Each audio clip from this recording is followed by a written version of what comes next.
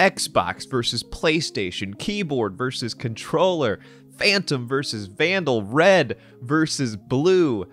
When it comes to us gamers, putting ourselves in factions and aligning ourselves to one side is no foreign concept. Factions and tribes, how they can be a great thing and a slippery slope to hazards you might want to look out for. That's what we're talking about in today's quick video. Hello everybody, my name is Joe and I founded the world's first in-person year-round youth wellness program for gamers that I unfortunately had to shut down after 3 long years due to COVID-19. But fear not, you've stumbled onto my YouTube channel where I'm continuing my mission for a more kind, a more respectful, and more empathetic community of gamers. So thank you for watching this video. Today in this video, I wanted to talk about factions or teams or organizations or whatever the heck you want to call them, and the positives as well as the drawbacks to being a part of them.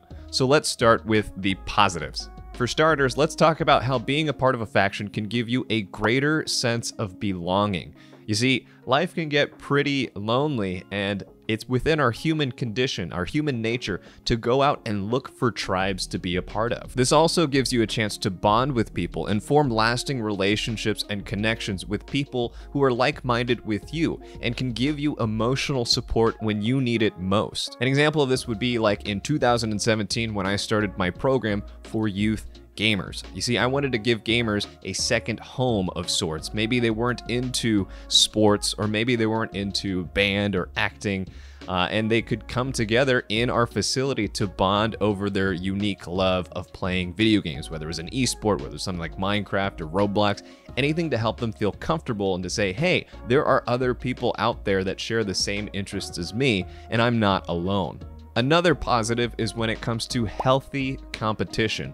Being a part of a faction or a team can really give you a sense of pride in what you do. When teams and factions come together to be a part of a greater competitive league, it gives you an opportunity to win and lose respectfully and to grow from the experience. I've even seen some cases where teams within the league are capable of even like a little bit of trash talk and a little bit of banter, but they all know it's for jokes, right? They all understand that the entire league's purpose is to facilitate healthy competition. And when that happens, that's when things get fun, and that's when, you know, the beauty of competition really flourishes. So factions and teams can be a good thing, but as I mentioned earlier, there are a lot of things you want to look out for to make sure you're not taking in the more negative aspects or the bigger drawbacks to being separated into a tribe or team. You see, when you only communicate with people that think like you do, you may actually be limiting your growth. Take, for instance, Bruce Lee and his contribution to martial arts. Back in his day, Bruce Lee was actually seen as a very controversial figure because most martial arts students strictly followed their masters, their teachers, their senseis.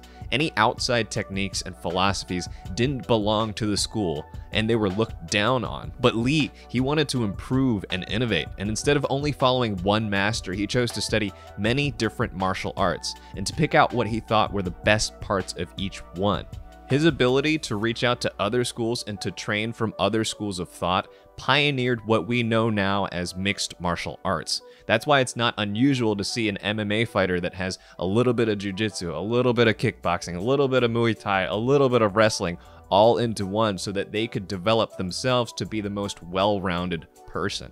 When you only communicate with people that think like you do, you run the risk of thinking that your ways are always the best ways, or always the good ways, or always the most optimal ways, or always the right ways. And that's not always the case, and that can be dangerous. You can limit yourself to being the best version of you. Another thing to look out for when being a part of a faction is to make sure that you aren't being taken advantage by the faction itself or the leaders that run them. Do your best to stand up for what you believe in, and if there's a situation where a faction that you follow or a leader that you follow challenges your own moral beliefs and pressures you to do something that you're uncomfortable with, you have to be strong and to identify that just because you follow the faction doesn't necessarily mean you have to do the things that you don't feel comfortable with doing. For any Avatar: The Last Airbender fans, take Zuko and Uncle Iroh for instance, when the Fire Nation became more oppressive than peaceful in their ruling. Being a part of a group doesn't mean blindly following their orders and opinions, and if there's something that you need to question, you should be able to feel safe and free to do that. And good leaders, by the way, even though if they may not always agree with you, should always be able to lend an ear and listen to what you have to say. Lastly, and most importantly, sometimes when you factionalize yourself, this can lead down to a road of negative behavior. You see, sometimes when we get so emotionally attached to one side or one opinion, we can start to antagonize any other group that doesn't feel the exact same way as we do. And this is when unnecessary emotional or physical violence can take place, or things like discrimination. This is where you need to start checking yourselves. Be sure to ask yourself when you're sharing your opinion or your faction, am I actually doing any good by talking, by discussing in this conversation? Or am I actually adding fuel to the flame and dismissing another person entirely for being a human being?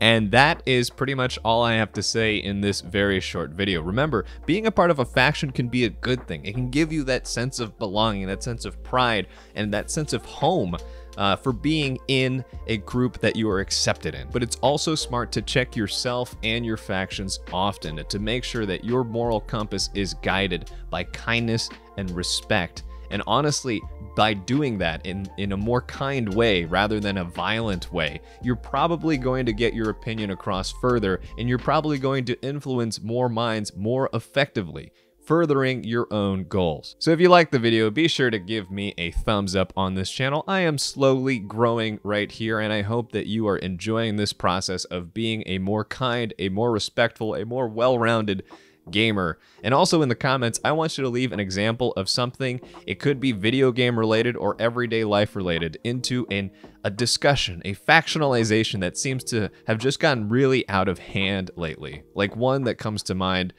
probably anime, where dubs versus subs is a thing. It seems really unnecessary to judge a person's character just because they liked a dubbed version of anime or a subbed version. Leave your comments in the section below.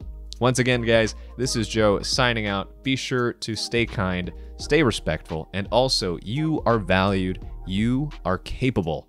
That's it for me. I'm signing out. We'll see ya.